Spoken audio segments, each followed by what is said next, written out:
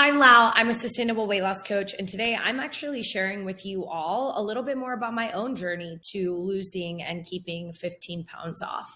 For those of you that don't know, I struggled with my weight for a really long time, and it wasn't until I took a step back and I really focused on approaching my journey from a place of love and empowerment that I was able to finally lose weight and keep it off. I struggled with food for the majority of my teenage and adult years. And I mean, everything. It was just so much fear, so much shame, so much guilt surrounding food. And it stemmed from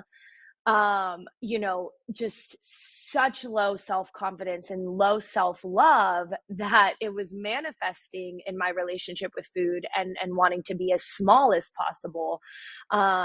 Because I felt like if I wasn't small, I wasn't worthy, right? And it wasn't until I started unpacking and unraveling my own self-worth that I was able to stop looking at food as the enemy and really start looking at food as something that I deserve to eat, right? We need food to survive. And there are so many other ways that we can look at food, right? There is the cultural aspect, there is the memory and the psychological aspect of food. It's not as simple as saying food is energy, go. But for me, and for a really long time, I really felt like I didn't deserve to eat food at all, period.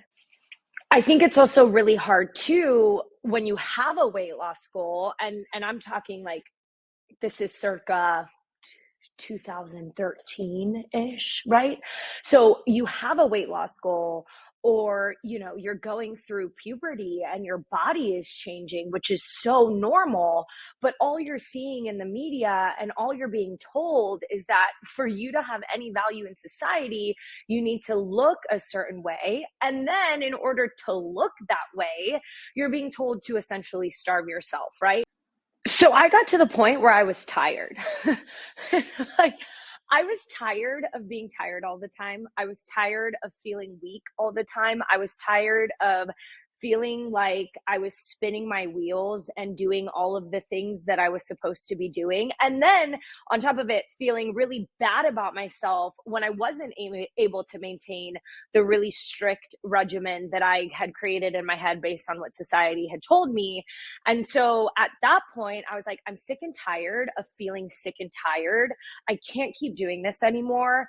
And I can't, right? And it was like that moment where I was like, okay, I'm going to do this, and I'm going to do this the right way. I'm going to be patient. I am going to really love myself along this journey. I'm going to really take the time to learn about nutrition and understand what that means instead of creating all of these rules based on, quite honestly, BS.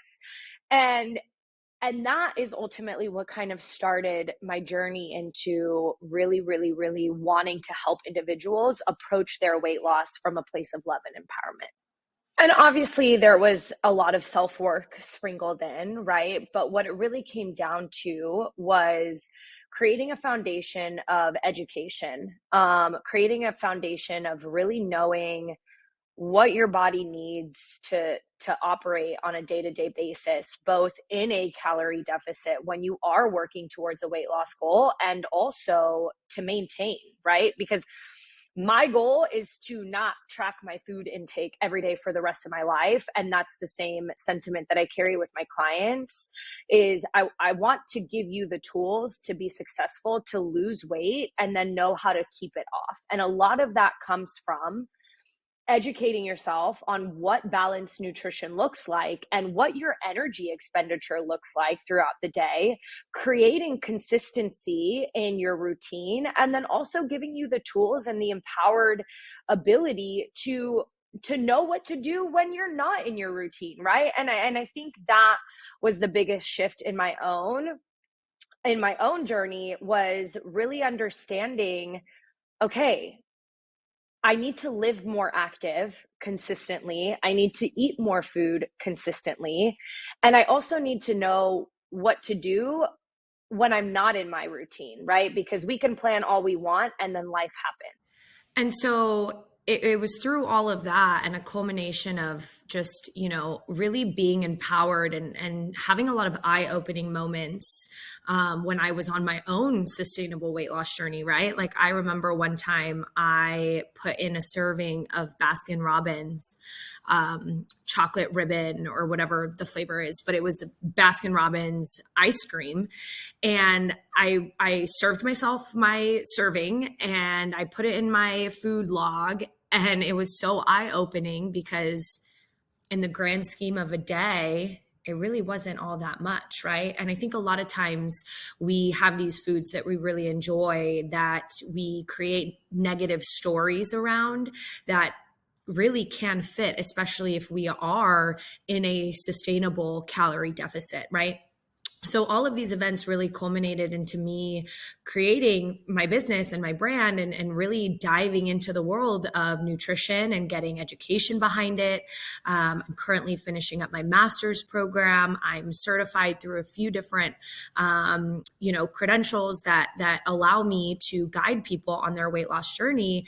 I'm always continuing to learn and dive deeper. But one of the things that I really wanted to do when I tackled this was show people that, hey, if you have a weight loss goal, if it's coming from a place of love and you're not restricting yourself to the point where you can't have XYZ, then it's okay, right? And I think what it comes down to is regardless of where you're at, as long as you're approaching your journey from a place of love and a place of empowerment, you're doing something right. Because when you love yourself, you're more likely to do the things that serve you, both from a weight loss standpoint and just a life standpoint, right?